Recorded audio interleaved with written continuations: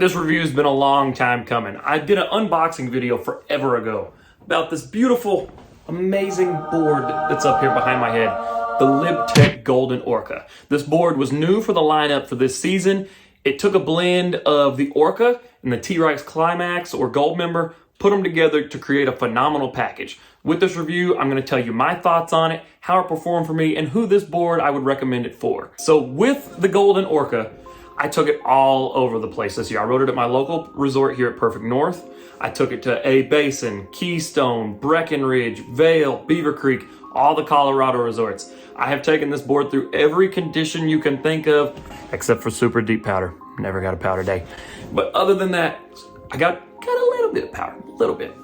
Taking it through every condition imaginable: soft snow, fresh snow, iced, groomed, slush, you name it. And that's part of the reason it's taken me so long, because I wanted to be able to take this board through every single condition I could and give you all my best opinion on it. I've also ridden the regular Orca, the Apex, and the Golden, so I now have a good blend of Orca knowledge. So, here we go. Before we get into all that, I want to talk about the tech of this board a little bit. So, the Golden Orca is a volume shifted snowboard. With a volume shifted snowboard, that means it's going to be a little shorter and wider, which allows you to downsize from your regular size. It's recommended on Lib Tech's website to downsize 1 to 3 centimeters on the Golden Orca, which is nice just to, for me in particular, I love the short, wide style of snowboard. It's more my preference after riding several different boards. I love a volume shifted board. This one's volume shifted, but not quite as much as its other brothers, the Orca, but still allows you to downsize just a little bit. This snowboard has the kink tail technology. In contrast with the Orca, which has the whale tail, which has a steeper upsweep and is also shorter, this board has what they call the kink tail. It's got a little bit mellower of an upsweep and it's a little bit longer. What this is for, that's gonna allow you to have a little bit more of a switch friendly board than the Orca, because Orca is directional. This is gonna ride switch a little bit better.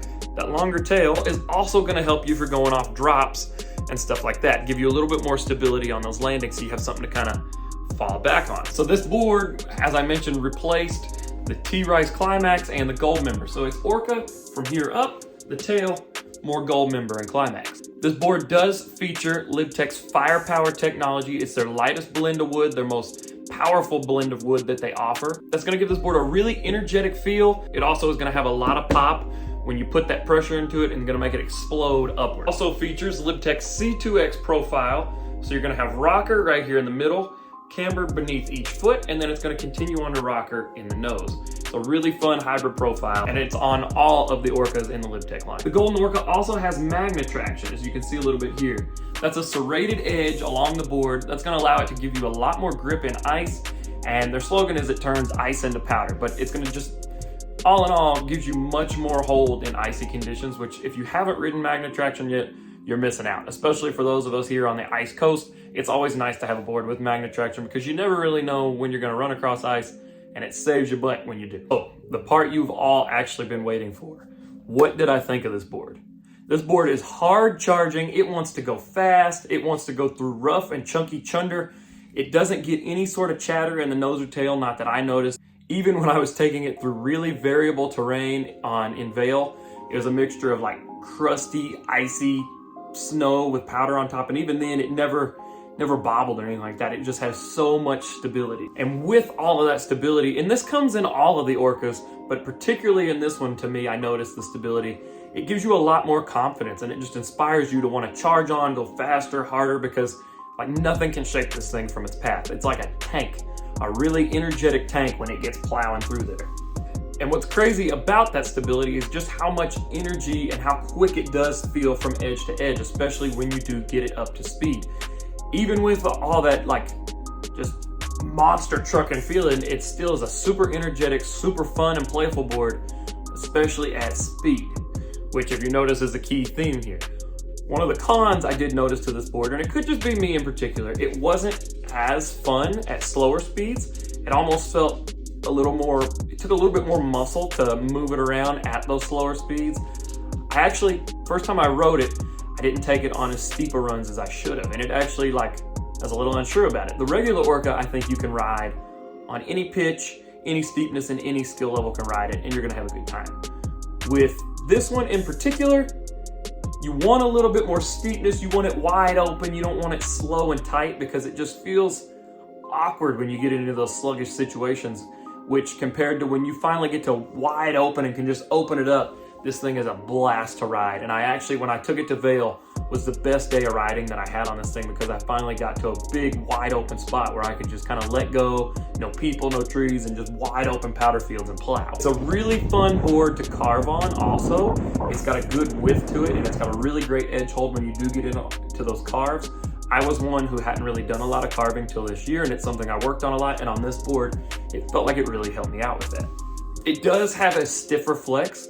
I found like the Apex Orca and the regular Orca, I can get them into a tail press much easier and ride that. This one is a little bit harder to do.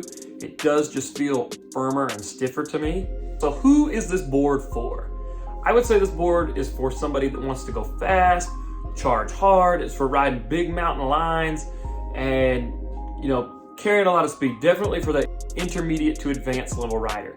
This would not be my board that would be a first choice for like tighter, slower tree runs. I would go with one of the other Orcas for that.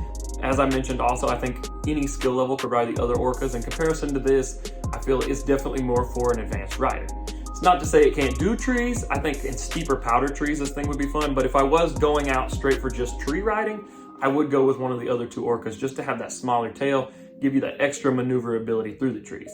In contrast, this one, if you're going steep chutes, wide open powder fields, drops, this is gonna be your go-to board. The other Orcas feel playful all around. This one gains its playfulness in that steeper, more wide open, fast terrain. It also rides really good on hard packed as well. So what do you all think? Have you all ridden any of the Orcas? Have you ridden the Golden Orca? Or are you looking at picking up one of these? Let me know in the comments down below what you think. If there's anything I left out, something you think different, let me know. And if you are looking for this board, let me know. I'll try to do my research online, help you find a deal where you can still get one. I think this particular model at this point, you're probably not gonna find. However, the 2022-2023 Golden Orca is available right now already. Pick one up because, I mean, it looks sick. It's gonna go out of stock quick. That way you have it for next season. You're ready to rip and shred. So, thank you guys so much for watching this video. I hope you found it helpful. If you did, please subscribe and smash that thumbs up button. Cut my phone the other day. Also, make sure you follow me here on YouTube, TikTok, Instagram. I post some form of content every single day. On YouTube, it's sometimes short, sometimes full length. TikTok and Instagram, I post something on there, reels, short form content every day. So stay on the lookout for that. That way you can keep up with me from day to day, what I'm doing and all the different good stuff. So thank you guys so much for watching. Hope you all are still getting some snow because I'm not. And enjoy whatever you're doing. See ya.